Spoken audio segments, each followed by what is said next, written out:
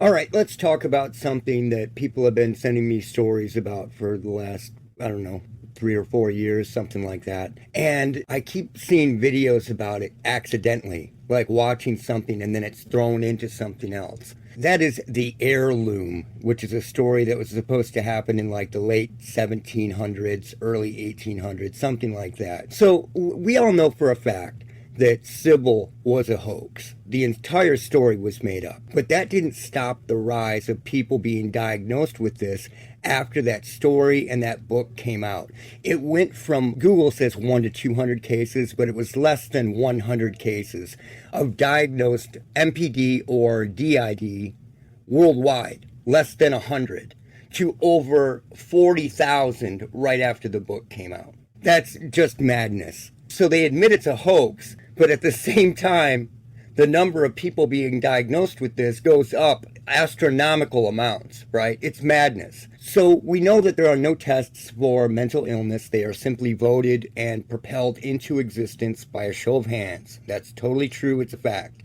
The elites of the psychiatric industry vote these illnesses in. There is no science. There are no tests. Nothing. They're just made up.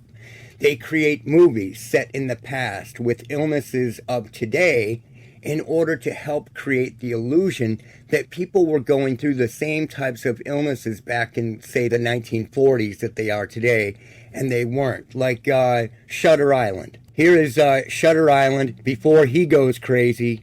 You know, he comes home and finds out that his wife has offed all the children.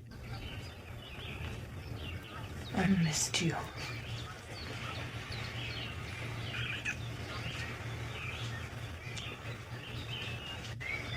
I want to go home. You are. So he ends up finding the kids and he goes crazy, right? So that didn't happen. This is a totally new phenomena. People didn't go through that back then. This wasn't something, you know, it's just madness. So they intentionally placed this stuff back in the past. So, you know, I could go on and on, but I want to keep this video short. On top of the phony Sybil story, the movies like Shutter Island, all the propaganda, etc. Some years ago, you know, just a few years ago, a story started surfacing that people on the internet called the quote-unquote heirloom. And it's allegedly a story of some guy in England who begins to deal with all the hallmarks and red flags of quote-unquote electro hypersensitivity and or targeting, except there is one big catch. It takes place in the late 1790s. Right? It's very, very weird. Let's check it out for just a second. I accidentally ran into this earlier. In the early 1800s, a man living in London named James Tilly Matthews became convinced that a gang of scientifically skilled criminals and spies had installed... Real quick, they keep switching the dates. It's either 1790s, early 1800s. I've heard 1850s. I've heard all kinds of different stories. A massive mechanical device on a section of the London Wall, which they were using to psychologically torment Matthews. Matthews believed this device, which he had named the heirloom, was able to emit invisible rays, generate gaseous charges, and manipulate magnetic fields from afar without detection. He reported a sensation he called lobster cracking, where the... That's a pretty advanced idea for being in the 1790s. It's not in the public consciousness, right? Magnetic fields, all this shit. People didn't even think about that. Was electricity even rampant in England during that time? No. It's very weird to have something like this happening. The loom produced a magnetic field which was able to stop the circulation of his blood, as well as apoplexy working with a nutmeg grater, in which the loom supposedly introduced fluids into his skull.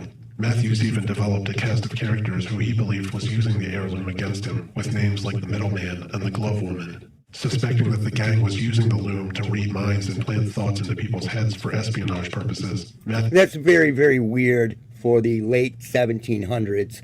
He says the 1800s. Some stories say the late 1790s. Some stories say the 1800s, which is kind of weird. Now, in big capital letters here, I did a search for the heirloom, which is the story, and I changed the date. I started searching way back, and I've done this multiple times. This search was from 1990 to the year 2000, and there is nothing about it at all. So here is what I'm getting at with this whole thing. The psychiatric industry has been on a militant mission to appear legitimate since its inception.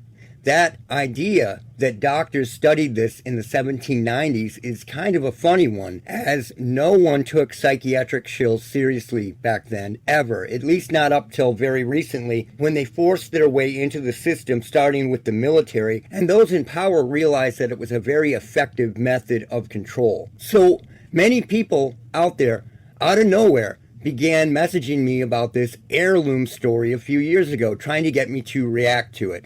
So I started searching way back into the older days of the internet and could find nothing about it, like right here. Nothing. Not even people talking about it. It appears to me to be a Sybil-like story that was created to place these symptoms back in the 1790s when it was completely impossible technology-wise, kind of like what Shutter Island does. So here's the challenge. You want me to believe the heirloom story and actually take it seriously? Show me a book, one physical book that this story was in, that was printed before 1940. And if somebody can do that, I will take it slightly more seriously. But coming from an industry that was so desperate to be taken seriously, an industry full of hoaxers and Sybils and bullshit, I don't buy it. I'm calling bullshit on the entire heirloom story and everything about it.